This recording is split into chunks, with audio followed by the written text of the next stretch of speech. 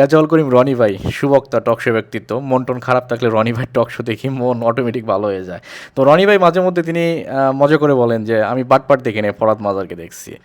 তো আমি তো ভাই অনেক ছোট্ট একজন মানুষ, দুই একজন মানুষ হয়তো বা কথা শুনলেও শুনতে পারে আর কি। আমি ভাই জীবনে কোনো বাইঞ্চোদ দেখি নাই, তবে ফরাদ মাজারের দুই একবার তার কথা শুনছি আর কি। তো ফরাদ মাজার কি বলে এই ভণ্ড, আপনারা একটু শোনেন, তারপর আমি ফরাদ মাজারের একটা একটা করে উত্তর দিব আর কি। বিএনপি তো পলিটিক্যাল দলই না। বিএনপি আজকে আজকে কালকে নাই। পলিটিক্যাল দল ছিল বাংলাদেশের জামাত ইসলামী আর আওয়ামী লীগ, যদি পলিটিক্যাল দল করেন। ফরাদ মাজার বলে বিএনপি নাকি কোনো রাজনৈতিক দলই না, বিএনপির নাকি কোনো আইডিওলজিই নাই। আসলে ফরাদ মাজারে কোনো আইডিওলজি আছে কি? চীনপন্থী, ভারতপন্থী, আমেরিকানপন্থী, বাংলাদেশপন্থী, মানে কোন পন্থী ফরাদ মাজার? ফরাদ মাজার জীবনে কোনো দিন তিনি তার নিজের ব্যাপারে পরিষ্কার করছে যে তিনি কোন পন্থী? তিনি তো সারা জীবন নিজেকে ধোঁয়াশার মধ্যেই রাখছে, কিন্তু সারাদিন তিনি বড় বড় সবক দিয়ে বেড়ায়। এই হচ্ছে ফরাদ মাজাহার। বিএনপি হচ্ছে বাংলাদেশ পুনর্গঠনের রাজনীতি করে। আর উনি বললো না আওয়ামী লীগ আর জামাত তারাই বাংলাদেশে একমাত্র রাজনৈতিক দল।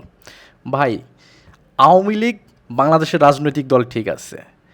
আওয়ামী লীগ যতবারই ক্ষমতায় আসছে ততবারই বাংলাদেশ ধ্বংস করছে, তছনছ করে দিচ্ছে। ৭১-এর পর থেকে ৭৫ পর্যন্ত আওয়ামী লীগ কী করেছিলেন? দেশকে তছনছ করে দিয়েছিলেন, তলাবিহীন জুড়ি, লক্ষ লক্ষ মানুষ না খেয়ে মরছে। তো ওই রকম একটা দেশকে শহীদ প্রেসিডেন্ট জিয়াউর রহমান মাত্র ৩ বছরে, মানে স্বনির্ভর বাংলাদেশে তিনি রূপান্তর করেছিলেন বাংলাদেশকে। আবার ৯১ যখন খালেদা জিয়া বাংলাদেশ আসলেন, এরশাদের ধ্বংসাত্মক বাংলাদেশকে তিনি আবার টেনে নিয়ে গেলেন। গত ১৭ বছর আওয়ামী লীগের রাজনীতি তো দেখছেন। তো আওয়ামী লীগ কখনোই দেশ পুনর্গঠনের রাজনীতি করে নাই, তারা দেশকে লুটপাট করে যখনই আসছে এই ব্রিটিশ বিনিয়াদের মতো লুটপাট করে বাইরে নিয়ে গেছে। তো এটা হচ্ছে আওয়ামী লীগের রাজনীতি। আর জামাতের কথা বলছে, জামাত নাকি রাজনৈতিক দল। ভাই, বাংলাদেশের জামাত রাজনৈতিক দল হয় কেমনে? জামাত আমি মনে করি তারা একটা সমিতি, তাদের নির্দিষ্ট গোষ্ঠীর নির্দিষ্ট পন্থা নির্দিষ্ট মতাদর্শের মানুষ ওই সমিতিতে টাকা রাখবে এবং ওই টাকা নিজেরাই লুটপাট করে খাবে। ভাই, জামাত না করলে, জামাতের কর্মী না হইলে ওরা ভিক্ষাও দেয় না। আপনি তাদেরকে বলছেন রাজনৈতিক দল। রাজনৈতিক দল, হোয়াট ডু ইউ মিন রাজনৈতিক দল?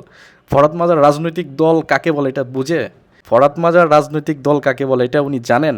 বিএনপির 4টা মূলনীতির উপরে দাঁড়িয়ে আছে: গণতন্ত্র, বাংলাদেশি জাতীয়তাবাদ, ধর্মীয় মূল্যবোধ এবং বাজারভিত্তিক যে অর্থনীতি। এই 4টা মূলনীতির উপর বিএনপির হচ্ছে মেইন স্ট্রাকচার হচ্ছে 4টা। এই গণতন্ত্র ফিরিয়ে দেওয়ার জন্য বিএনপি তো কখনো ক্ষমতায় আসতে চায় নাই। তারেক রহমান বারবার কি বলছে? আমি ক্ষমতা চাই না, আমি চেয়ার চাই না, আমি বাংলাদেশের মানুষের গণতন্ত্র ফিরিয়ে দিতে চাই, আপনারা আমাকে সাহায্য করুন। আপনারা 17 বছরও বিএনপির সংগ্রাম দেখেন নাই, দেশের জন্য কন্ট্রিবিউশন দেখেন নাই, বিএনপিকে রাজনৈতিক দল মনে হয় না। শহীদ প্রেসিডেন্ট জিয়াউর রহমান বাংলাদেশকে একটা পরিচয় দিয়ে গেছে। আপনারা অনেকে জানেই না যে বাংলাদেশি, যে আমরা পাসপোর্টে আমাদের আইডি কার্ডে যে বাংলাদেশি জাতীয়তাবাদ যে লেখাটা আমরা লিখি, এটার প্রবক্তা কে?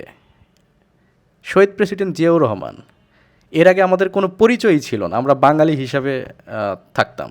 একটা দেশের যে নিজস্ব আইডেন্টিটি, নিজস্ব সত্তা থাকে না, সেটা ছিল না।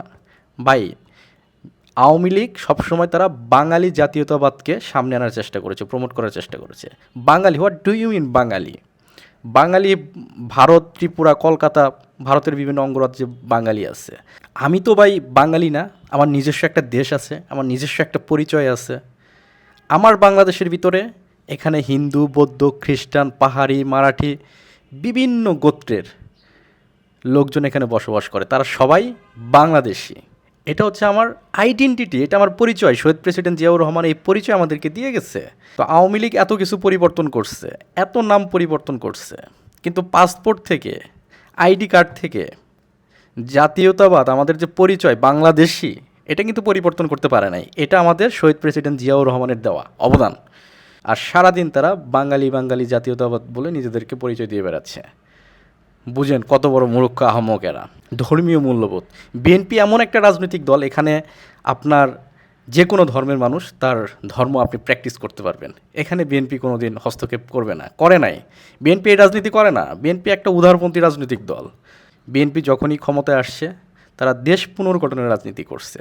এই যে ক্ষুদ্র ক্ষুদ্র কুটির শিল্প, উদ্যোক্তা তৈরি করা, কৃষক শ্রমিক কুলি মজুর থেকে শুরু করে একদম প্রত্যন্ত অঞ্চল পর্যন্ত মানুষের হাতকে কিভাবে শক্তিশালী করা যায়, মানুষকে কিভাবে সমৃদ্ধ করা যায়। আপনারা দেখছেন না যে বিএনপি ক্ষমতায় আসার পরে, ক্ষমতায় আসার আগে যে প্রতিশ্রুতি দিয়েছিলেন মানুষের হাতকে কীভাবে শক্তিশালী করা যায়, সে কাজগুলি কিন্তু তারা হাতে নিয়েছে। তারা শুধু মুখেই রাখে নাই, তারা মানুষকে কিভাবে উন্নত জীবনযাপন দেওয়া যায়, মানুষকে আরও একটু কীভাবে ভালো রাখা যায়, এই রাজনীতি কিন্তু বিএনপির, এই রাজনীতি বিএনপি করছে। আপনারা শহীদ প্রেসিডেন্ট জিয়াউর রহমানকে দেখেন নাই? ক্ষমতায় আসার পর তিনি দেশকে পুনর্গঠনের জন্য কিভাবে ঝাঁপিয়ে পড়েছেন সাধারণ মানুষের মাঝে। তাঁতি মজুর তিনি সবার কাছে গেছেন, সবার কাছে সাহায্য চাইছেন, সবার কাছে তিনি সহযোগিতা চাইছেন দেশ পুনর্গঠনের জন্য। তো তারেক রহমানকে দেখে আমাদের মনে হচ্ছে না তারেক রহমান তিনি কিভাবে মানুষের সাথে মিশে যাচ্ছেন?